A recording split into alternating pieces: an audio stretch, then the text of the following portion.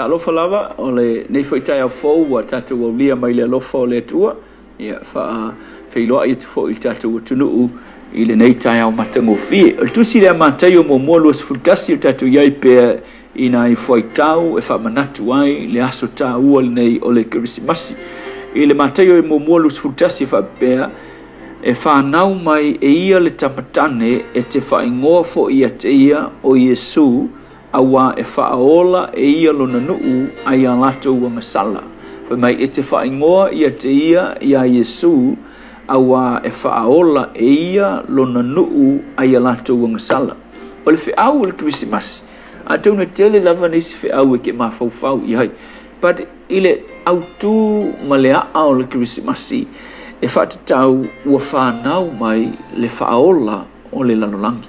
O le faaola o le lalolangi elena o se faaola mo Israelu manu Palestina ai o le faaola o le lalolangi ua whanau mai o le atua ua fio mai ua liu tino tangata o le logo ua liu tino tangata o ia o Emanuelu lona winga ua mau whaatasi le atua matangata o le atua lea o le alo o le atua ua ia fohai mai le lalolangi ele i foai mai whape sau se i ofo ai le lalolangi ma whaia wawenga, ma whaia whailonga, ma whaatutu tau a pipili, whaasavali whaapupula tau aso whaia ni mea e ofo ai tātou ele na o se wha moe whape na a o le winga atoa o le whanau mai o le whaola o le afio mai e la veai lona nuu ai a lato wangasala na afio mai e la veai le lalolangi e la vea i maoe mau le tangata ngasala. So le pointa awala, na sila fia e le tua, e le mawhaia e i tātou, o na la vea i tātou. You can't save yourself. E le mawhaia oe, o nga la vea i oe. E le mawhaia la wa miotonu, o nga la vea i oe. E le mawhaia le utau mawhaia kausil tu la fono, ma e sa vali le ato toa, o nga e mawai le miotonu o le tua. E le mawhaia lava, aisea, a wafo i o tātou o tangata ngasala. Po le haruka kou ka mwhai, e tausi le tū la fongo, muli le tū la fongo, tau mwhai e ola i se o langa lelei, i le unga o le aso, o i tātou lavo o tangata ngasala. A wafo i whai maitala tu spaie, le roma tolu whai upe luas ful tolu, ua ngasala tangata umalava. A wa ua ngasala tangata umalava, ma ua le o i le vi inga mai le tua. Le roma lai ono whai upe luas ful tolu o mau masani vapea, o le tutongi o le angasala, o le oti le o ta ua. A whai ua angasala tangata umalava, lona winga.